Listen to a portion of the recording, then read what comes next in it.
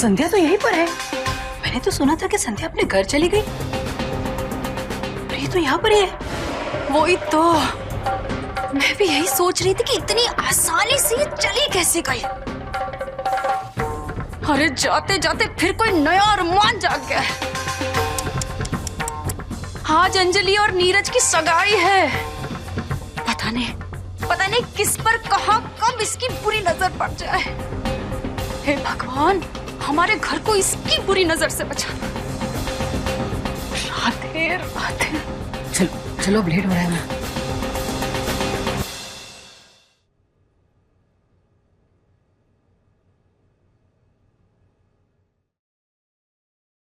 अरे संध्या दी, आप यहाँ? मतलब आप कहीं गई नहीं? मैं कैसे चली जाती? आज नीरज की सगाई है ना, और नीरज और अंजलि को साथ देखे बगैर मैं कैसे यहाँ से चली जाती? पर संध्या दी, मैं आपको बता नहीं सकती आपको यहाँ पे देख के मैं कितना खुश हूँ। अच्छा रीना, मुझे आज बहुत काम है, मैं तुमसे बाद में बात करती हूँ, ठीक है? ठीक है।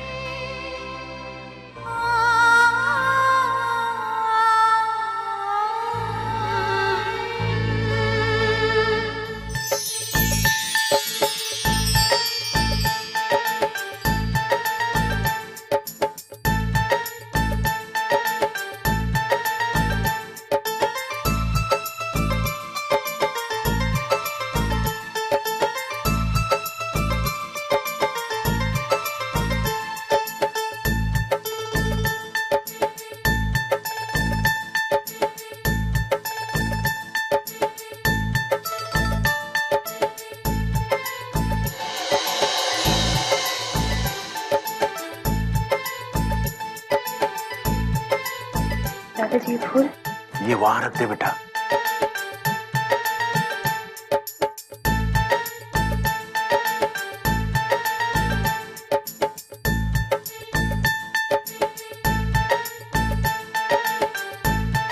भैरवी जी, तुम खुश तो हो इस रिश्ते से? बाबूजी, पार्टी शुरू हुए काफी वक्त हो गया है। मेरे ख्याल से शायद अब आपको नीरज और अंजलि की सगाई की अनाउंसमेंट कर देनी चाहिए। हाँ जरूर जरूर, अभी करते हैं।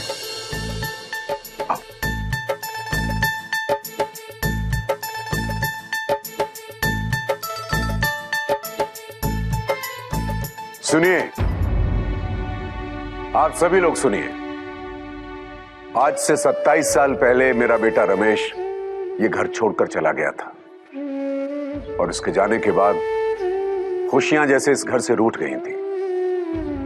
लेकिन आज 27 साल बाद एक बार फिर से ईश्वर की कृपा से इस घर में खुशियां लौटी हैं। मेरे पोते नीरज के रूप में मेरा बेटा एक बार फिर से मुझे मिल गया है।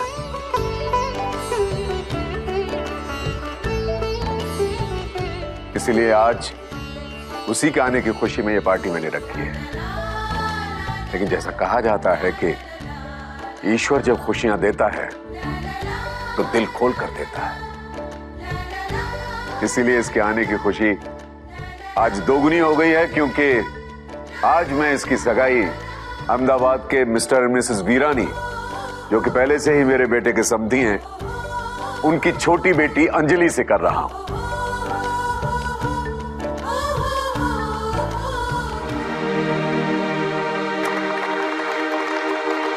आओ बच्चों, आ जाओ। हाँ बेटा।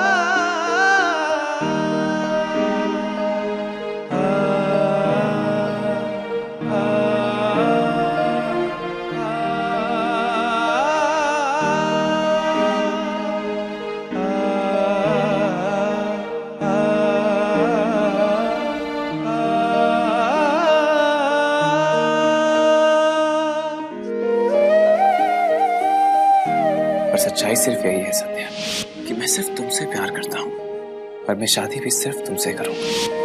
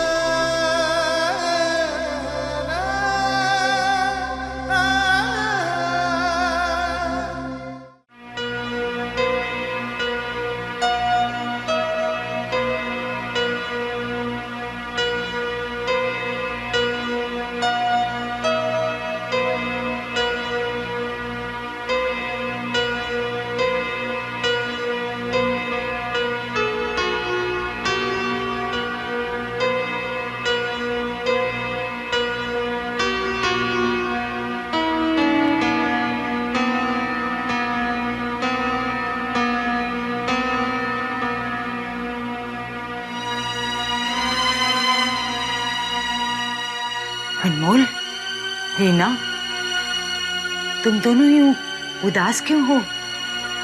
आप यहाँ पर अकेले? मुझे बुला लिया हो तब? भाई आप बैठिए भाई। मेरी फिक्र मत कर बेटा।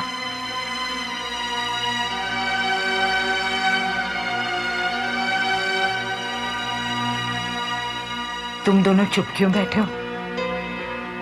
सोच क्या रहे हो?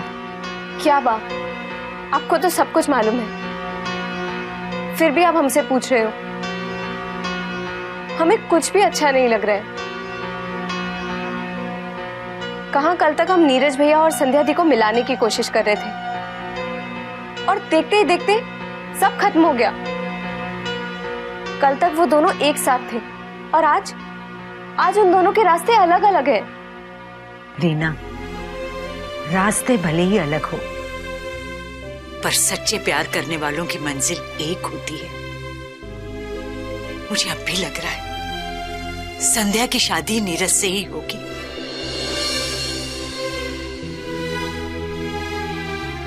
जब मैंने संध्या को देखा कि वो अपने घर नहीं गई, यही है,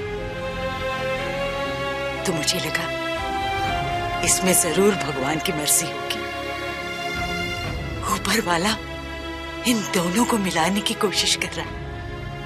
आपको अब भी लगता है कि मोटा भाई की शादी संध्या से होगी? उनकी एंगेजमेंट हो गई है अंजलि से और बहुत जल्द उनकी शादी भी हो जाएगी। संध्या ने हमें कसम दिलवाई कि हम उनके राज को राज ही रखें। इसमें हम तो क्या बाप, भगवान भी उनकी मदद नहीं कर पाएंगे। नहीं बाप, अब कुछ नहीं हो सकता, कुछ नहीं।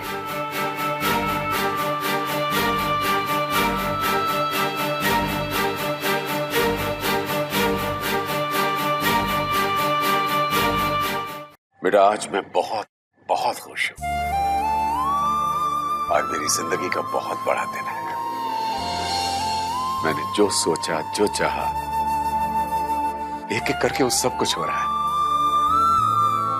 देखो, नीरज घर आ गया, उसने इस परिवार को अपना लिया और अब उसका अपना परिवार होने जा रहा है।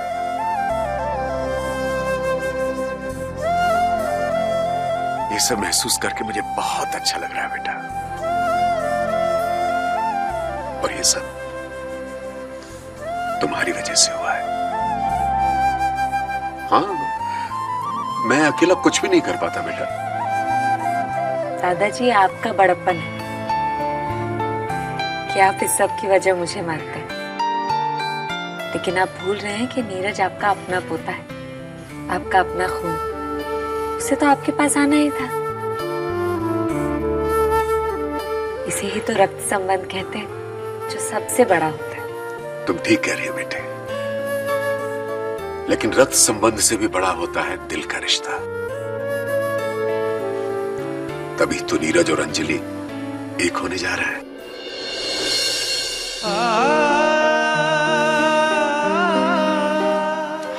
बस अब नीरज और अंजलि की शादी हो जाए तो सब ठीक हो जाएगा।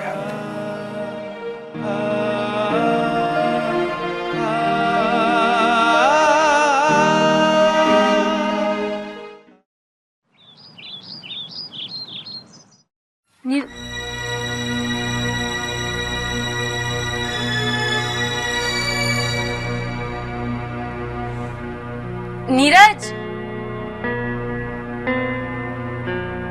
सुबह सुबह कहाँ चला गया?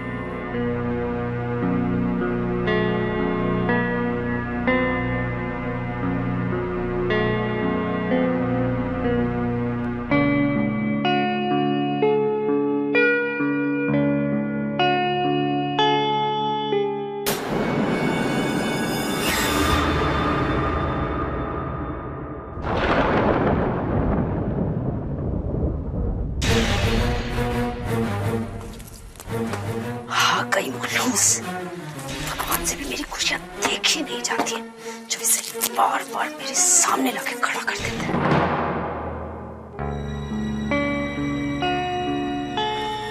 संध्या, किसे ढूंढ रहे हो? नहीं, किसी को भी नहीं।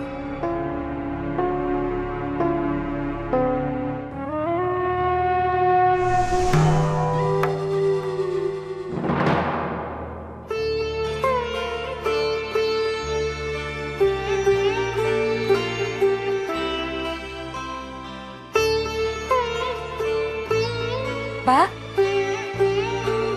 आपने नीरज को कहीं देखा क्या?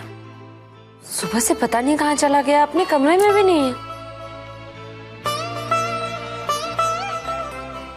वो तो मंदिर गया है। मंदिर? हाँ, वो भी अंजलि के साथ।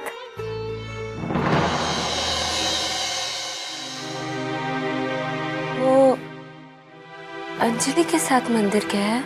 अब मोटा भाई अंजलि के साथ मंदिर नहीं जाएंगे तो क्या आपके साथ जाएंगे? बल्कि अंजलि ही उन्हें मंदिर लेकर गई है। क्यों, कुछ काम था आपको? अब नहीं, मैं बस यूं ही।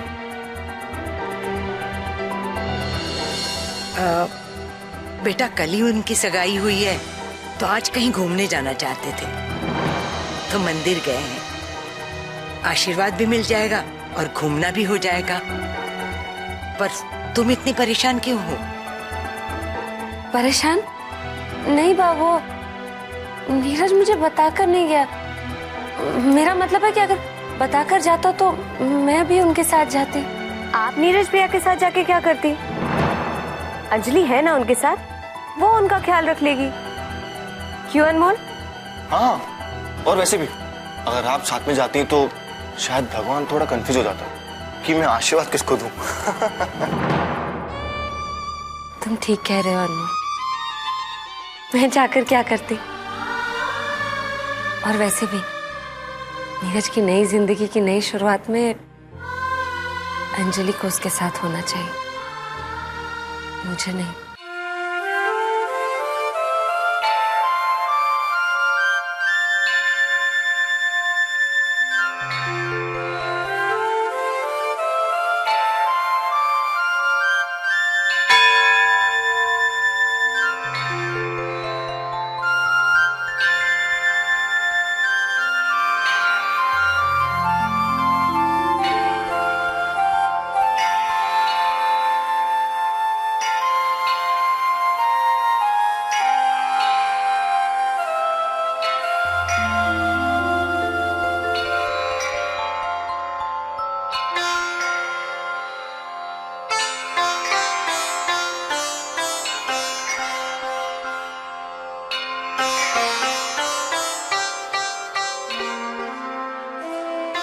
लो बेटा।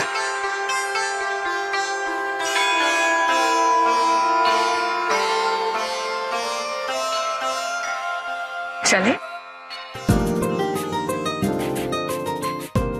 क्या मांगा तुमने देवी माँ से? कुछ नहीं। मैंने तो देवी माँ से मांगा कि हम हमेशा ऐसे ही बने रहें। सच नीरज, जब तुम्हें पहली बार देखा था तो देखते ही प्यार हो गया था, और उसके बाद सगाई। अब तो बहुत जल्द हमारी शादी होने वाली है। मुझे तो विश्वास ही नहीं हो रहा है कि ये सारी चीजें मेरे साथ हो रही हैं। डरती हूँ कि कहीं इन खुशियों को मेरी ही नजर न लग जाए।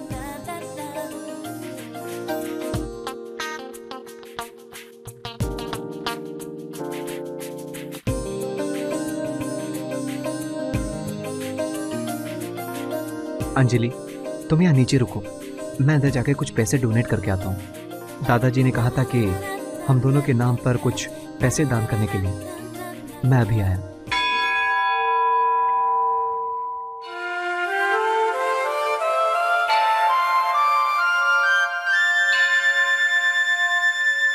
हे अंजलि, तू यहाँ मंदिर में क्या कर रही है? और वो हैंडसम कौन है तेरे साथ? अरे, इससे क्या पूछती है? कल इसकी एंगेजमेंट थी, तो आज अपने फियांसे के साथ ही आएगी ना? क्यों अंजलि, यही है ना वो नीरज? कितना हैंडसम है। I feel jealous of you. काश ये मेरी लाइफ में होता। आप चुप कर, नजर लगाएगी। अरे, नजर तो तब लगेगी जब नजर भरकर देखेंगे। क्यों, होने वाले जीजा जी से मिलाएगी नहीं क्या? कल एंगेजमेंट में तो तुम दोनों आए नहीं और अब बातें बना रही हो। लेकिन वो तुझे छोड़कर चले कहाँ गए? वो एक्चुअली मंदिर में हम दोनों के नाम पे डोनेशन करने गया है, बस आता ही होगा। ये मुझे क्या हो गया? मुझे नीरज और अंजलि के एक साथ बाहर जाने पर इतना बुरा क्यों लग रहा है? जबकि मुझे तो खुश होना चाहिए कि नीरज ने आखिर मेरी बात मान ही ली और अंजलि को अपना लिया। नहीं, मुझे अपने आप को संभालना होगा। मेरा अब नीरज पर कोई हक नहीं है, वो सिर्फ और सिर्फ अंजलि का है। अगर मैं वाकई चाहती हूँ कि वो दोनों एक दूसरे के साथ खुश रहें तो मुझे नीरज को पूरी तरह से भूल जाना होगा। उसकी एक एक याद को अपने दिल से मिटा देना होगा।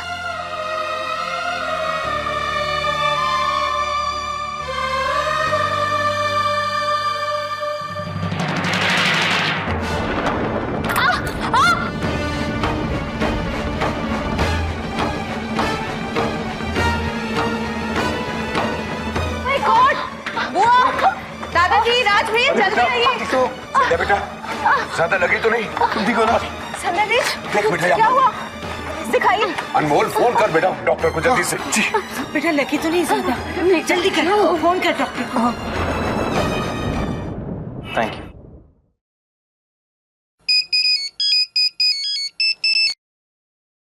हेलो।